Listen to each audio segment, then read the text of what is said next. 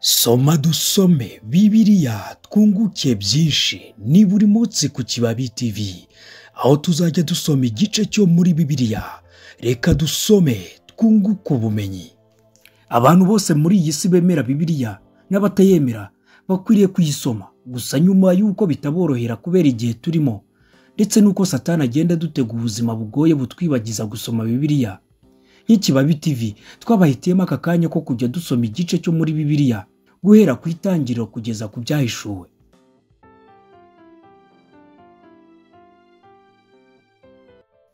Uyu munsi tugiye gusoma igitabo cy'itangiriro igice cya 13 kigizwe n'imirongo 18. Ahangaha naho Aburamu na Loti batandukanaga.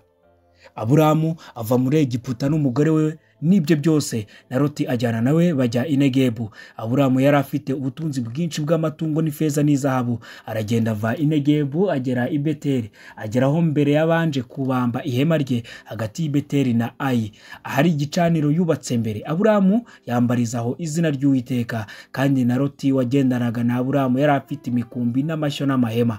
Icyo gihugu nticyabakwiriye kugituranamo kuko ubutunzi bwabo bwari bwinshi bibabuza guturana. 7 habaho intonganya z'abashumba b'inka za Aburamu n'ab'iza Loti, kandi muri icyo gihe Abanyakanani n'Abaferizi babaga muri icyo gihugu.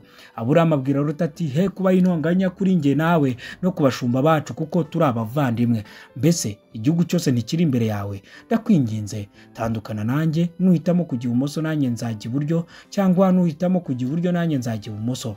Loti arambura amaso abona ikibaya cyo ku ruzi Yorodani cyose yuko kinese hose, Uwiteka atararimbura i Sodomu n'i Gomora. Icyo kibaya kugeza i Sowari cyari kimeze nka ya ngobyi y'Uwiteka nk'igihugu cya Egiputa. Nuko Loti yihitiramo ikibaya cyose cyo kuri Yorodani ajya iburasirazuba, baratandukana.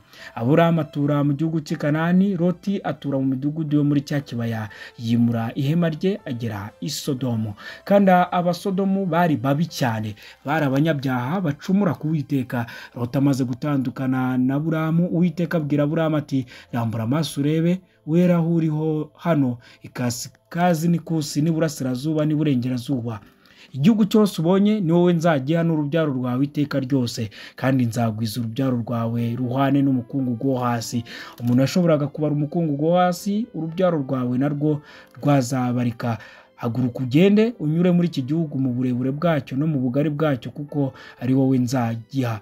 Aburamu yimura ihema rye aragenda atura ku biti byitwa Imyeroni bya Mamure biri Heburoni, yubakirayo Uwiteka igicaniro. Iki ni igice cya 13 cy'igitabo cy'itangiriro muri Bibiliya. Soma dusome Bibiliya. Ndabakunda, Imana ibahe umugisha.